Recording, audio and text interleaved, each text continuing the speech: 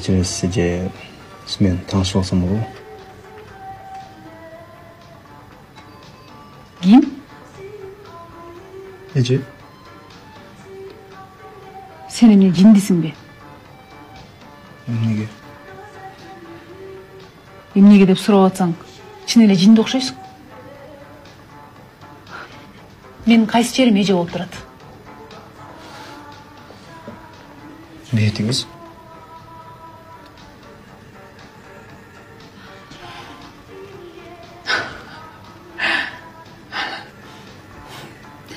Мына сага эс алайын деп көлгө келсе, сен келип туруп шуап салдың го? Эже. Жок. Сиз мени туура эмес түшүнүп калдыңыз, мен бар болгон. Ай балам, сенчи? Кандайча бала? Кандайча эже? Шундук. Кыргыз тилинде мага окшогон жаш кыздарга толгон токой кайрылуулар бар. Чоң кыз мисалы. Жок дегенде чоң кыз деп кайрылбайсыңбы? Дагы жакшы апа деп салган жоксуң. Жок, мен бар болгон таанышкым келгем. Сиз мени туура эмес түшүнүп калдыңыз. Мен сени кантип туура түшүнөйүн? Эгерде сен туура эмес сүйлөп атсаң. Кайсы тоодон түштүң? Же токойдон качып чыктыңбы? Же уядан башың менен жерге түштүңбү? Уя? Эже, сизге башка эч нерсенин кереги жокпу? Силер экөөңөр эмне макоосуңарбы? Бул эмне деген жер? Же көзүңөрдү май бастыбы? Эжеңчи үйдө уйсап отурат. Акырын эми, акырын.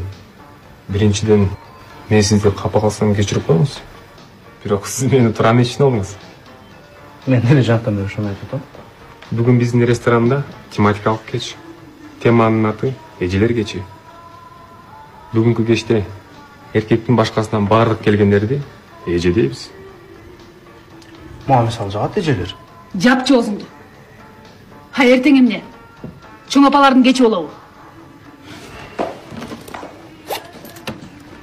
Не, экинчи бул жакка келбей. Силерден башка бул жерде атамча жер барбы? Ооба, оң жак бетте. Ретро бар жайгашкан.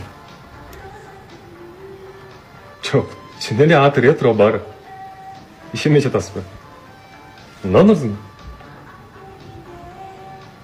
Бурулган деле.